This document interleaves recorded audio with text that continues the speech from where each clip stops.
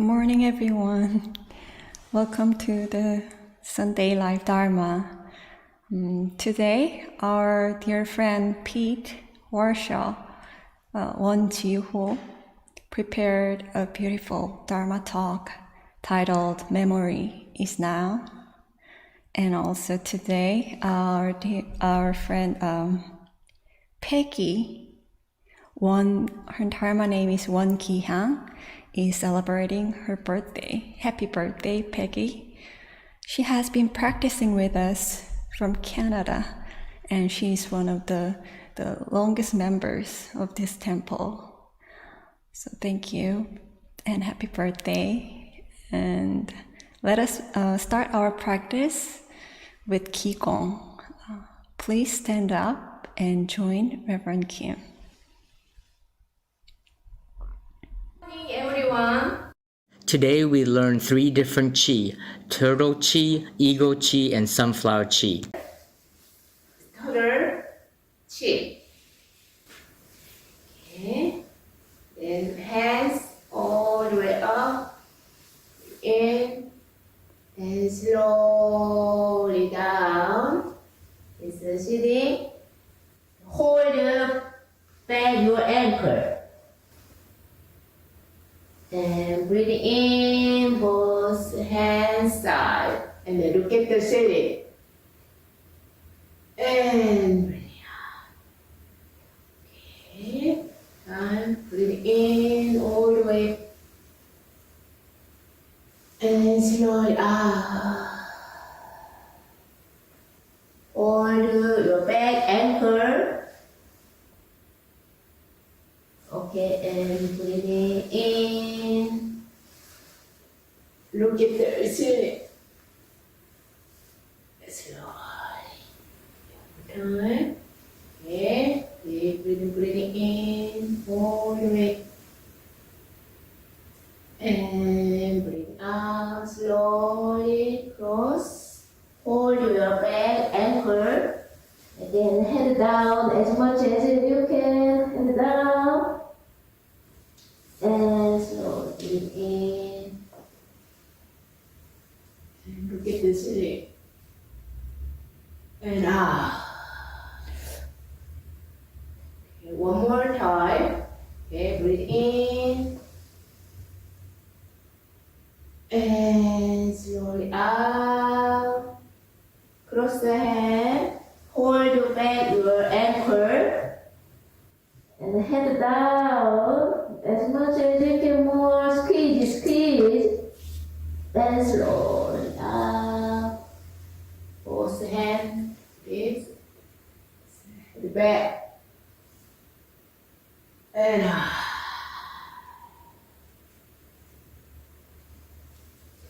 Next one, eagle Qi. In, out, breathe in, out. Okay, breathe in and out.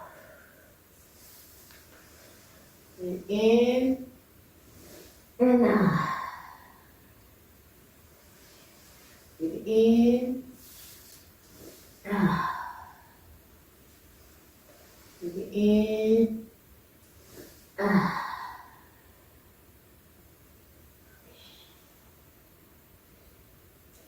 Next, the sunflower Qi. Here, close, and then bend. Breathe in, and then back, move to your back, and then say off. Smiling. Slowly breathe in, close your arm, and then bend. Hold. Breathe in. And open your chest. Out.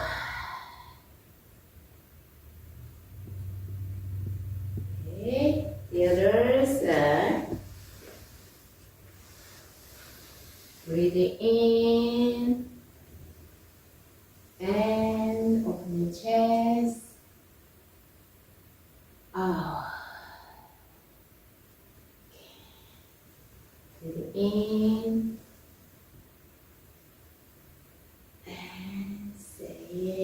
keep the sky and hannah.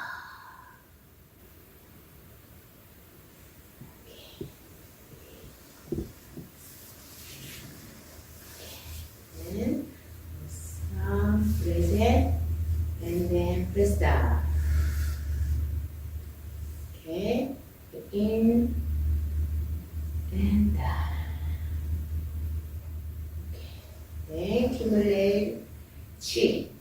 In, touch your danjon. One more time. Deep breathe in.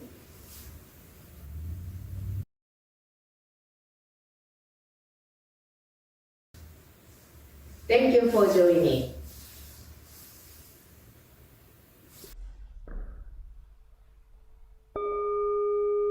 Grace of heaven and earth.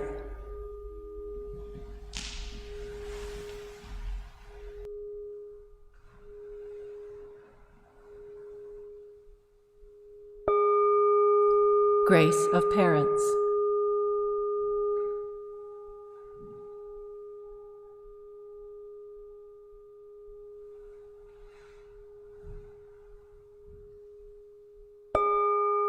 Grace of fellow beings.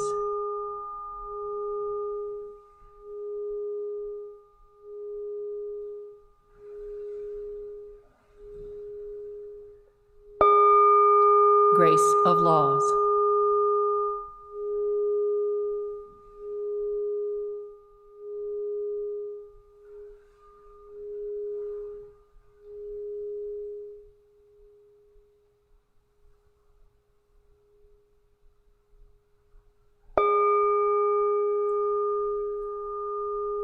Meditation is simple and easy.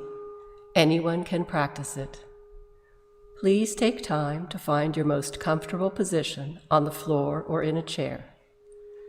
Now wiggle to release any tension in your body. Rock front to back or side to side, like the pendulum of a grandfather clock, until you find the point of perfect balance. Breathe in, grab all your tension, and breathe out. Release any mental or physical uneasiness. Relax your whole body. It is okay to slouch a little bit if that feels more natural to you. Just remember to let your mind's eye focus on belly breathing. Breathe and listen to your body. If your body agrees, gradually sit up tall. Gently straighten your spine without losing your focus on the energy in your lower abdomen. You may start to feel your lower back growing stronger and your chest and heart opening.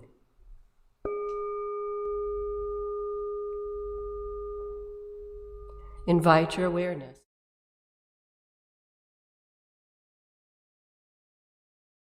Is called Danjon and is located about 2 inches below your navel. Your Danjon is the power center for your breathing. Scan your entire body to see if there is any tension, especially in your face and head, neck and shoulders. If your face or body begins to itch, just note the itching and let it pass.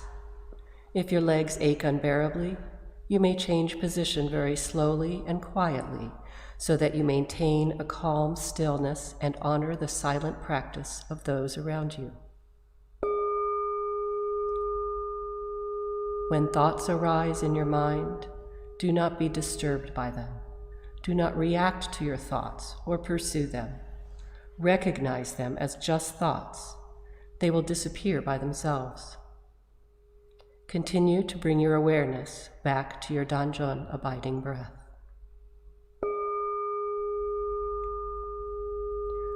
When your mind is calm, concentrated, perfectly focused, and at peace, you will rest in the realm of samadhi, deep meditation. You will no longer feel any distinction between yourself and others, finding yourself free from the limits of time and place. We are grateful to sit quietly together, finding the still point within. May we be here now, deeply aware of our ever calm, ever alert spirit.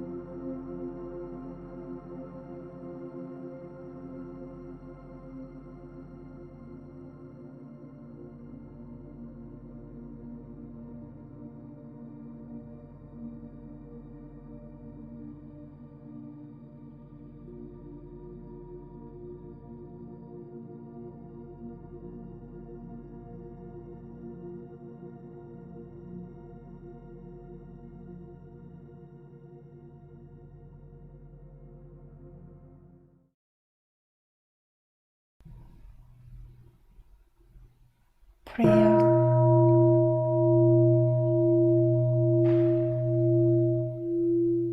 Prayer chant Yongju.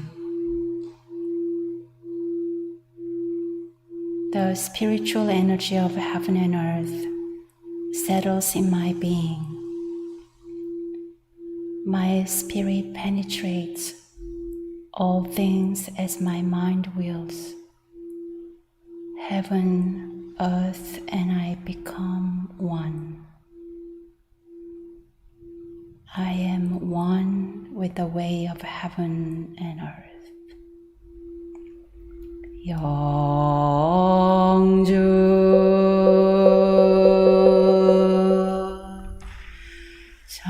천지연기하신 정만사여예하신 전지요와 동일체하여 천지동심조 천지연기하신 정만사여예하신 전지요와 동일체하여 천지동심조 전지연기하신 정만사여예하신 전지요와 동일체하여 천지동심조 전지연기하신 정만사여예하신 전지요와 동일체하여 천지동심조 전지연기하신 정만사여예하신 전지요와 동일체하여 천지동심조 전지연기하신 정만사여예하신 전지요와 동일체하여 천지동심조 전지연기하신 정만사여예하신 전지요와 동일체하여 천지동심조 전지연기하신 정만사여예하신 전지요와 동일체하여 천지동심조.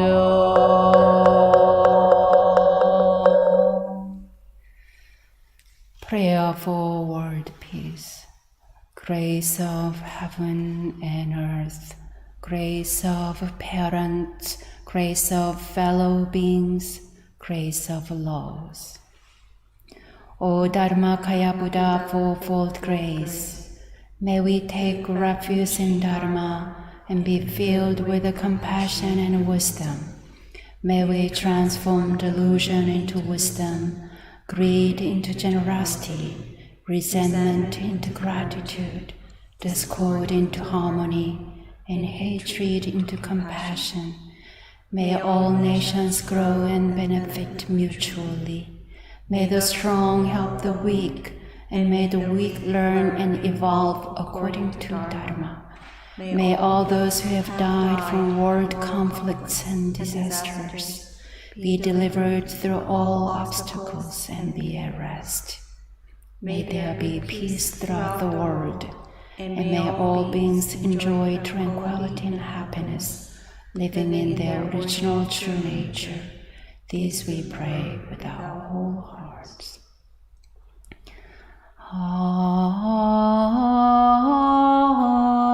Heart Sutra.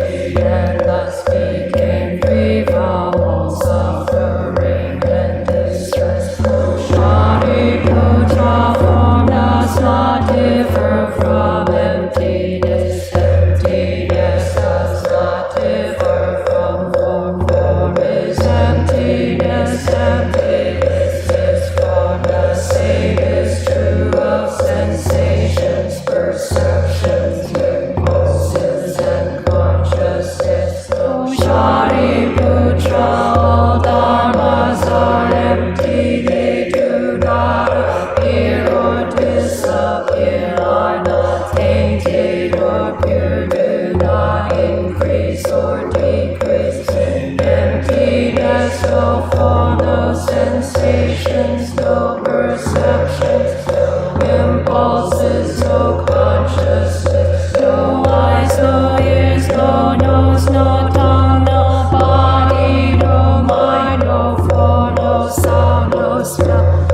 taste, no touch, no object of mind, no realm of eye, ear, nose, tongue, body, or mind consciousness, no ignorance, no extinction of ignorance, no old age and death, no extinction of death, no suffering, no cause of suffering, no cessation of suffering, no path, no wisdom, no attainment with nothing to attain. The Bodhisattva relies on Prajnaparamita, therefore the mind has no hindrance. Without any hindrance, no fears exist, free from delusion, one dwells in nirvana. All Buddhas of the past, present, and future rely on Prajnaparamita and attain supreme enlightenment. Therefore know that Prajnaparamita is the great mantra, is the great enlightening mantra, is the unsurpassed and unequaled mantra, which is able to eliminate all suffering. This is true, not false, so proclaim the Prajnaparamita mantra, which says gone, gone, far beyond, far beyond, now awaken. Gate, gate, para, gate, parasangate, bodhisattva. Gate, gate, para, gate, parasangate, bodhisattva. Gate, gate, para, gate, parasangate, bodhisattva.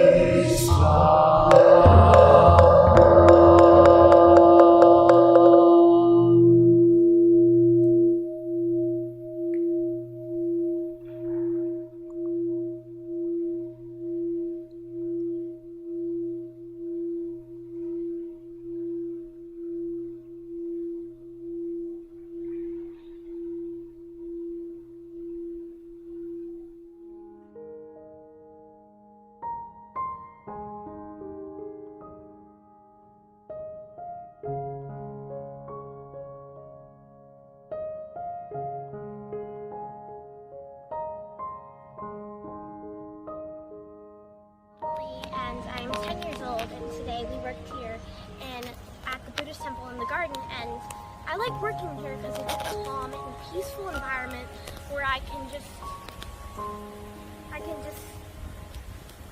be quiet and meditate, and it's just such a calm place to be working.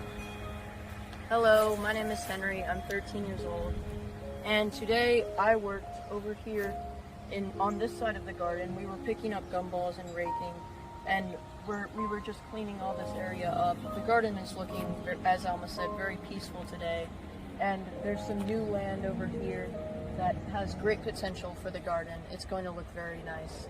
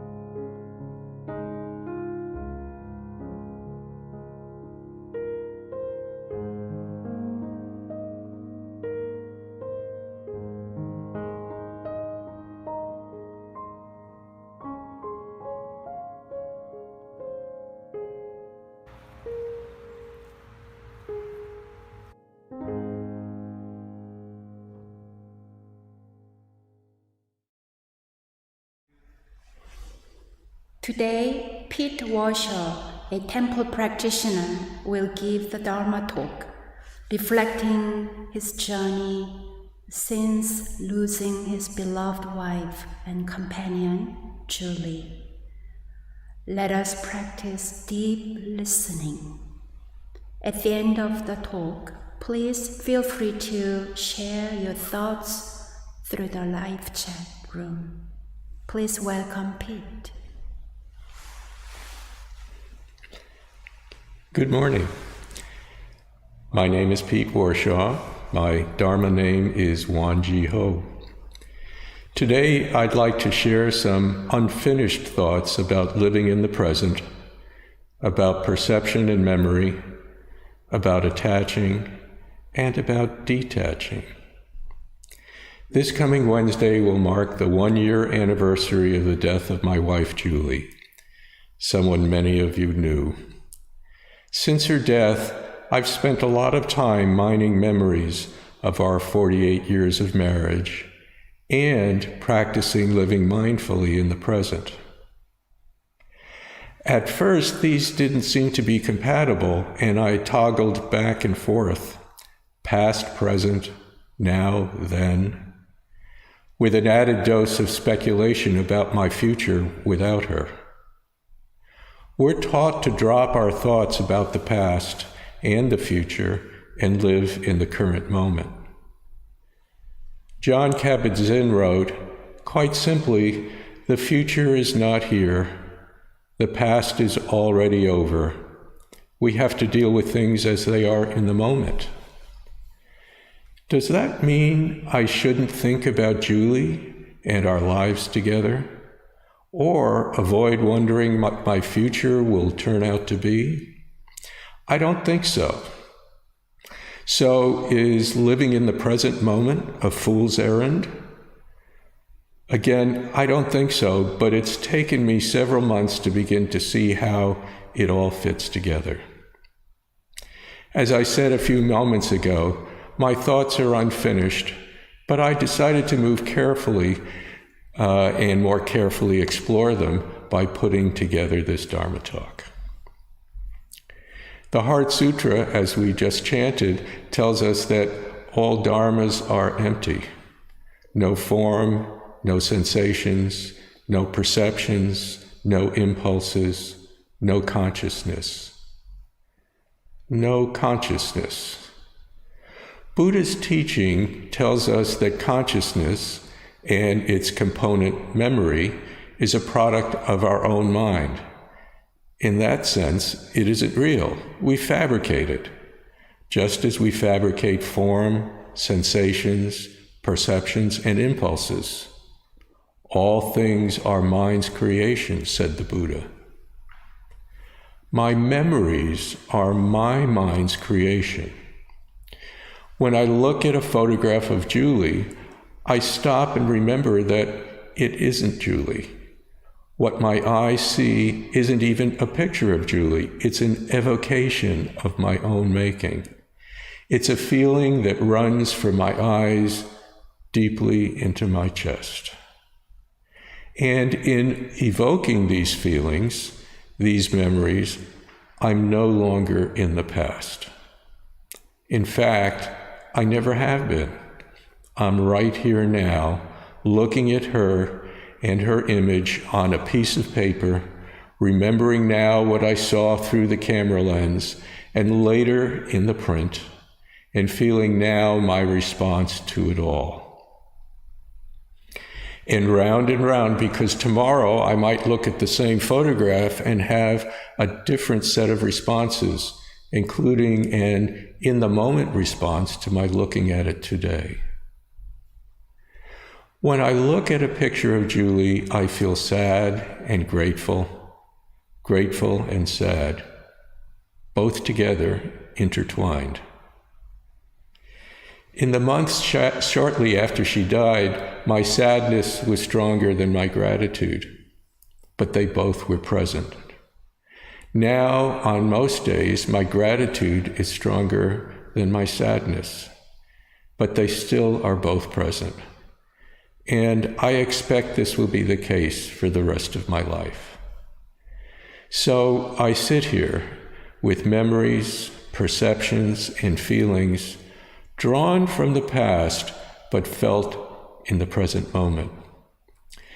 If I'm in deep meditation, I may let them drift away, but most of the time, I let them stay with me for a while. The founding master said, "It is not my instruction to have you eliminate by force your feelings of joy or anger, sorrow or happiness. Rather, I urge you to exercise your free frame of mind without constraint by applying joy, anger, sorrow, and happiness properly, according to time and place, only making sure that you do not diverge from the middle way." Or, as Qi told me the other day, it's what you do with it. A few nights ago, I was straightening out some bookshelves that are in a darker corner of a room and came across 2 journals I had never seen written at different times by Julie. I hesitated, but decided to open them. They included a description of an interchange she had with our son on his 3rd birthday. He's now 44. She also wrote about her experience in a hospital waiting room while her brother went in for major surgery, long before she spent countless days and weeks as a hospital patient herself. As I read these passages, I was stunned. Her voice plowed right into me. I put the journals down, went to the refrigerator, got some junk food I didn't need, and watched junk TV for the rest of the evening. I retreated, and the interesting thing is that I didn't realize that I had. I unconsciously went to that place where I often go when I'm overwhelmed, stepping back and covering my ears. I lost myself, created by what our fellow practitioner Kathleen Hurd described in her Dharma Talk last month, the bindings I place on my true nature. Unconscious grasping. The founding master said, human nature is originally neither wholesome nor unwholesome, but good or bad character comes into existence in accordance with one's habits. It is difficult to become habituated to good things, and easy to become habituated to bad. Even when you are practicing to develop good habits, if you let your guard down even a little, you will fall into bad sensory conditions without even realizing it. I had let my guard down. The next day, I thought about what I had done and what I might have done differently. I thought of 2 other paths, both lots more authentic. One was to mindfully say to myself, I'm stunned right now and need a respite. I'm going to grab a snack and watch TV for a while. The same actions as those I took, but a mindful choice in action rather than an unconscious indulgence to my attached anxieties. The founding master said in another place in the scriptures, at the time that one does not have the strength to remove unwholesome mental states that constantly arise, if one offers up silent declarations sincerely, then those mental states will cease of themselves and wholesome mental states will return. The second alternative path was to sit with my feelings without grasping them and see where they took me. In fact, that's what I did the next day. What the Buddhist teacher Rodney Smith describes as nothing added.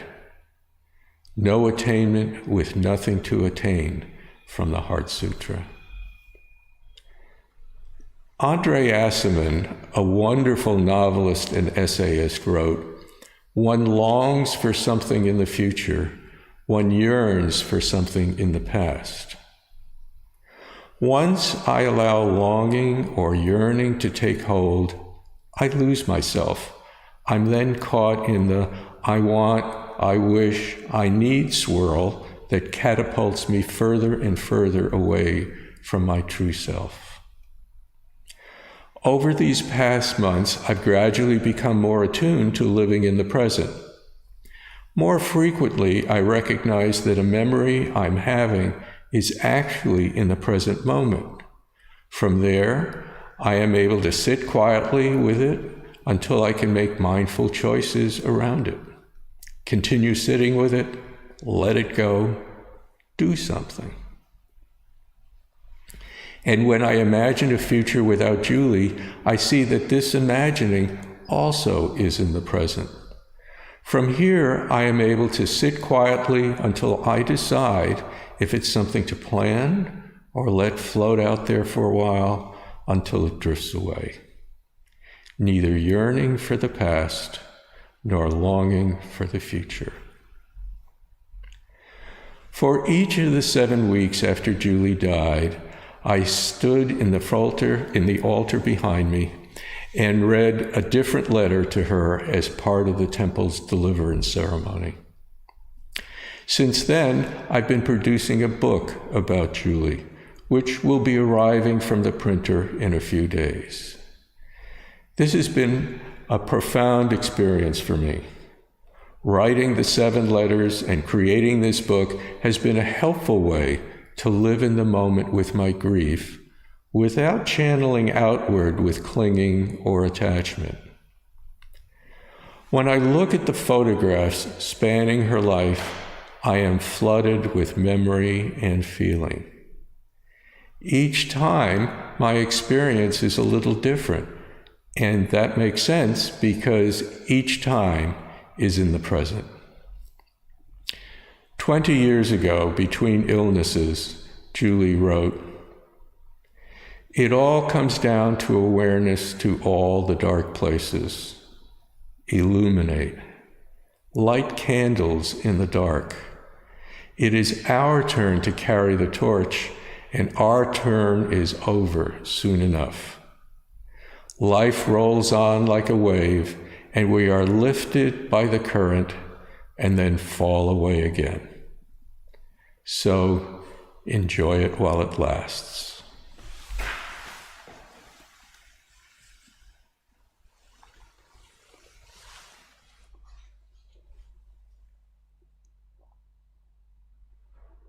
Thank you, Pete, for your personal, insightful, and powerful Dharma talk.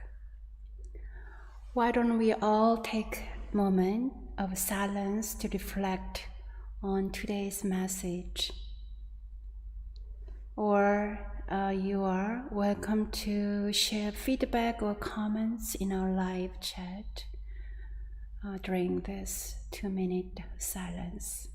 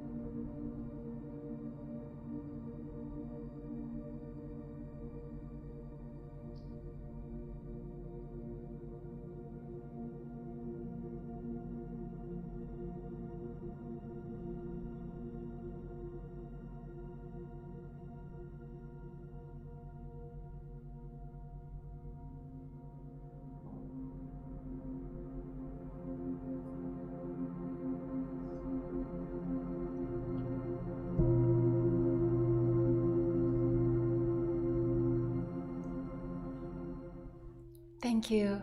Thank you for joining us today. Happy May 2nd.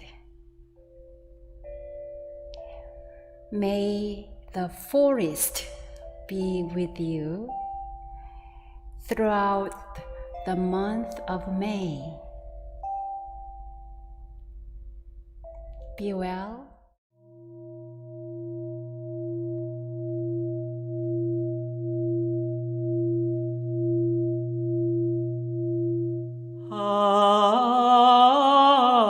Heart Sutra. The Bodhisattva of great compassion, when deeply practicing Prajnaparamita, realized that all five aggregates are empty and became free from all suffering and distress.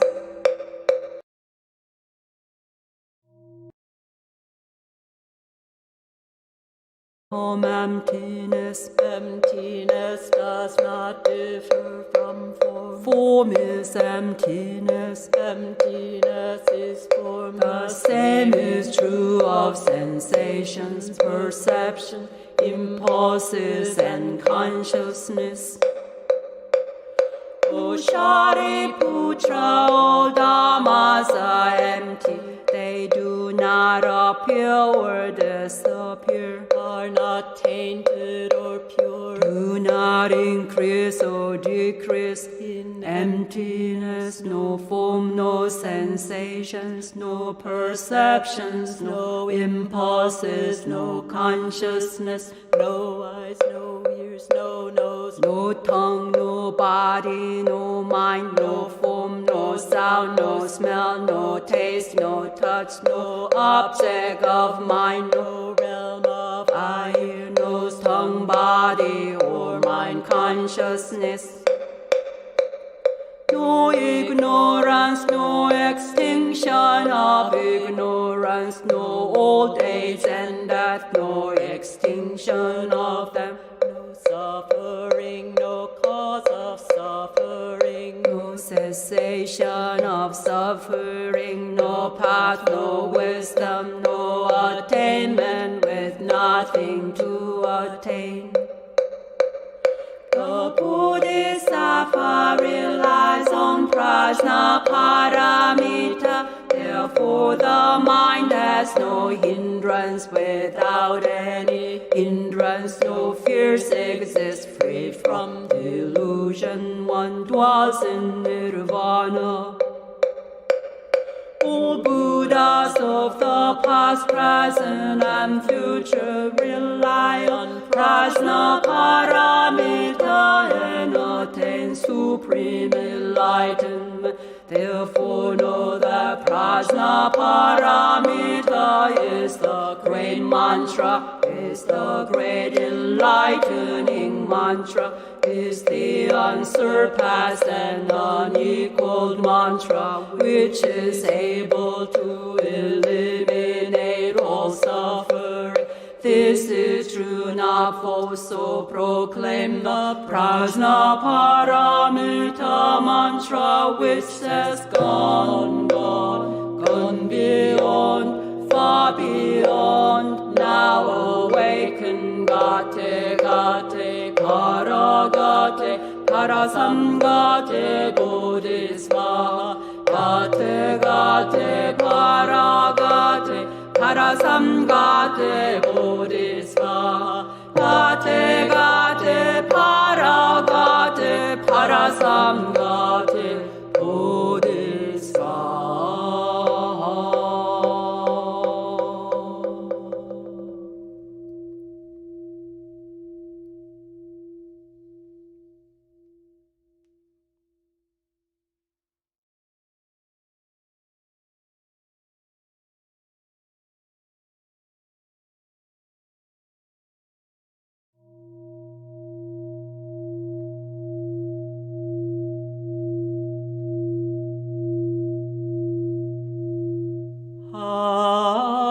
Heart Sutra.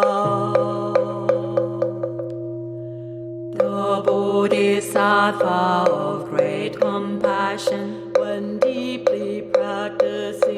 Prajnaparamita, realize that all five aggregates are empty and became free from all suffering and distress. O Shariputra, form does not differ from emptiness. Emptiness does not differ from form. Form is emptiness. Emptiness is form. The same is true of sensations, perception, impulses, and consciousness. O Shariputra, all dhammas are empty.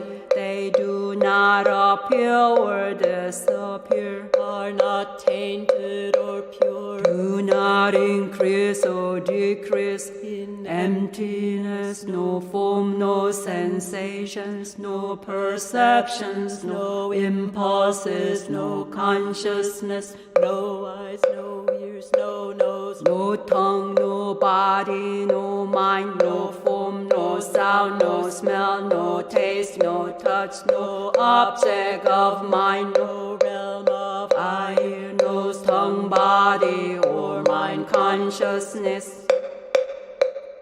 No ignorance, no extinction of ignorance, no old age and death, no extinction of them, no suffering, no cause of suffering, no cessation of suffering, no wisdom, no attainment with nothing to attain.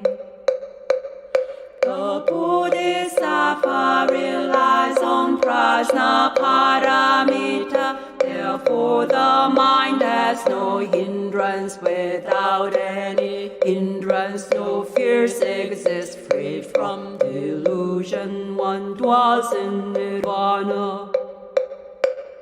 All Buddhas of the past, present, and future rely on Prajnaparamita and attain supreme enlightenment. Therefore know that Prajnaparamita is the great mantra, is the great enlightening mantra, is the unsurpassed and unequaled mantra, which is able to eliminate all suffering. This is true, not false, so proclaim the Prajnaparamita mantra, which says, gone, gone, gone beyond, far beyond, now awaken, gate, gate, para gate, para samgate, bodhisvaha, gate, gate, para gate, para samgate, bodhisvaha, gate, gate, para gate, para samgate,